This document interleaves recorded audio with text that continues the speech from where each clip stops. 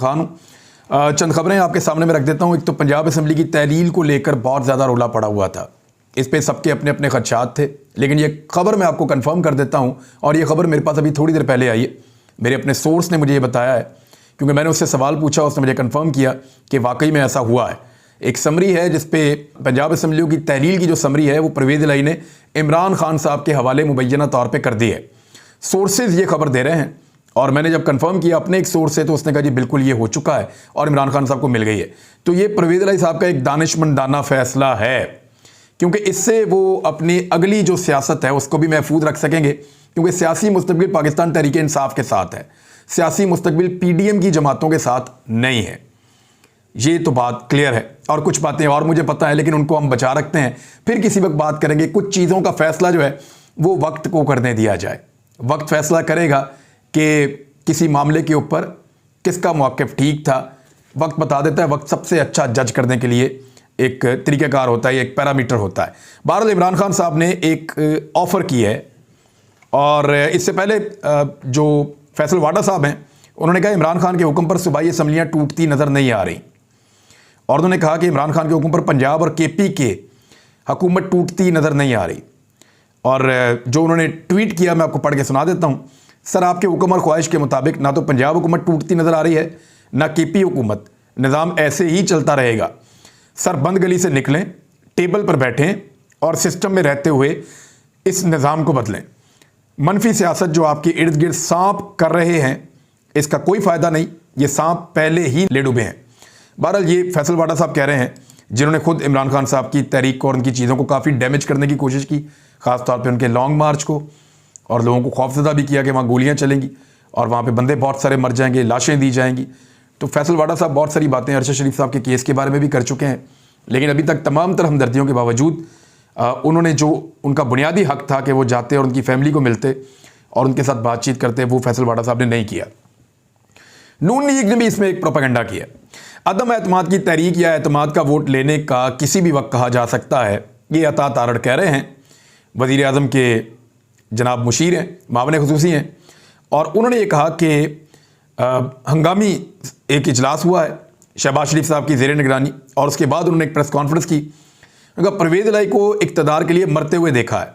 मोहम्मद खान भट्टी ने परवेज़ इलाही से मेरी बात करवाई।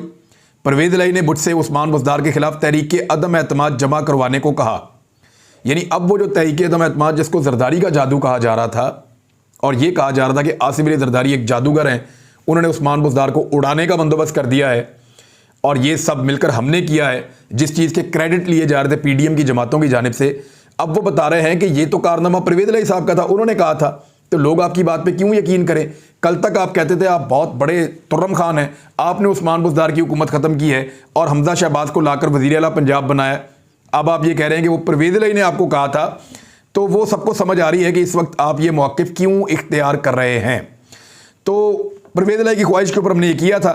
सूबाई असम्बली तहरील से मुतल्लिक बात करते हुए अता तारड़ ने कहा कि तहरीक अदम एतमाद और एतमाद का वोट लेने का किसी भी वक्त कहा जा सकता है। तहरीक अदम एतमाद पेश हो जाने पर असम्बलियाँ तहलील नहीं की जा सकती। तहरीक अदम एतमाद पर कार्रवाई और तहरीक अदम एतमाद कामयाब नहीं हो सकती। वजह यह है कि परवेज़ इलाही अपने खिलाफ वोट डलवा नहीं सकते और PTI उनके खिलाफ वोट डालेगी नहीं। दो ही जमातों का इत्तेहाद है, तो हमजा के पास नंबर पूरे होंगे नहीं अपोजिशन के पास, तो अदम एतमाद तो कभी भी कामयाब नहीं हो सकती। एतमाद का वोट लेने का कहेंगे तो फिर भी घूम फिर कर वज़ीर आला पंजाब जो हैं वो परवेज़ इलाही रहेंगे। अगर कुछ बंदे तोड़ भी लिए उसके बावजूद परवेज़ इलाही ही रहेंगे। तहरीक अदम एतमाद पर कार्रवाई 3 से 7 दिन में होनी चाहिए। तहरीक अदम एतमाद हो या एतमाद का वोट, हम जब भी फाइल करेंगे कार्रवाई होगी। उन्होंने कहा कि कोई दिखा दे कहाँ लिखा है कि जारी इजलास के दौरान तहरीक अदम एतमाद पेश नहीं की जा सकती। आइन और कानून की रूह से तहरीक अदम एतमाद कभी भी आ सकती है और गवर्नर की जानिब से एतमाद के वोट का भी कभी भी कहा जा सकता है। तहरीक अदम एतमाद आते ही असम्बली तहरील नहीं हो सकेगी। हमने आइनी इकदाम किया तो इसको एंटरटेन करना ज़रूरी होगा।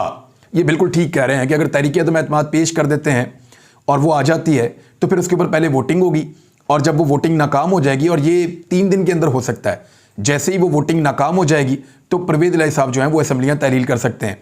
PDM के लिए परवेज़ इलाही के बगैर ऑप्शंस बहुत महदूद हैं।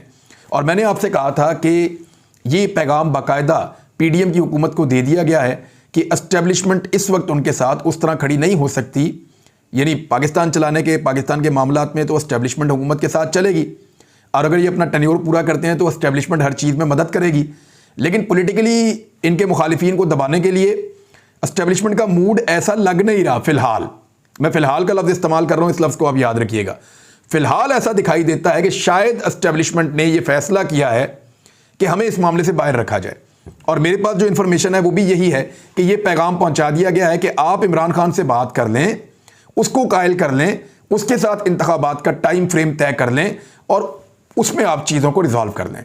अगर उन्होंने 2 असम्बलियां तहलील कर दी आइन और कानून के मुताबिक, तो फिर इलेक्शन में जाना पड़ेगा। और पाकिस्तान में यह मजाक नहीं हो सकता कि आप पहले 66% पाकिस्तान का एक दफ़ा इलेक्शन करवाएं, फिर 100% पाकिस्तान का दोबारा। क्योंकि 100% मैं इसलिए कह रहा हूं कि कौमी असम्बली का इलेक्शन और सूबाई असम्बली का इलेक्शन इकट्ठा होता है ना, तो एक ही दफ़ा पोलिंग स्टेशन बनते हैं और उन्हीं पोलिंग स्टेशन के अंदर आकर लोग सूबाई और कौमी असम्बली का वोट एक साथ डाल देते हैं।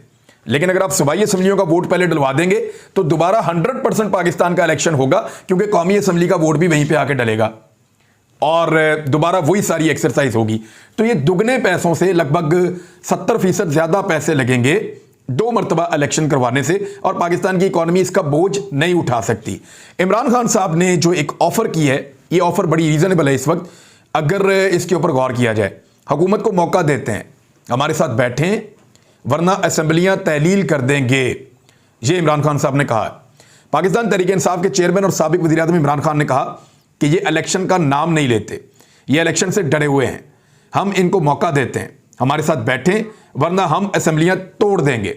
अब 2 ऑप्शन हैं। थोड़े दिन पहले राणा सनाउल्लाह साहब कह रहे थे कि आए बैठ के बात करते हैं, ख्वाजा आसिफ भी यही कह रहे थे कि बैठ कर बात कर लेते हैं, बाकी पॉलिटिकल लोग भी यही कहते हैं कि जी बैठें और इसको रिजॉल्व करें। लेकिन कुछ लोग ताने भी देते हैं, वो ये कहते हैं कि देखो मुज़ाकरात की भीख मांग रहा है इमरान खान, ये ताने भी दिए जाते हैं। तो तानों के माहौल के अंदर इमरान खान साहब फिर असेंबलियां तहलील कर देंगे। लेकिन अगर कोई संजीदगी के साथ बैठेगा और बैठकर मुज़ाकरात करेगा और मुज़ाकरात के नतीजे में कोई एक पैटर्न सेट हो जाएगा कि इस तारीख को पाकिस्तान में इलेक्शन होगा, इस तारीख को असेंबलियां तहलील हो जाएंगी और इतने टाइम फ्रेम के बाद इलेक्शन करवा दिया जाएगा, रमज़ान से पहले होगा या रमज़ान के बाद होगा या बजट से पहले होगा या बजट के बाद होगा, वो जो कुछ भी करना है वो इमरान खान साहब के साथ तय करना है। क्योंकि पाकिस्तान की इकॉनमी लगातार डूबती चली जा रही है।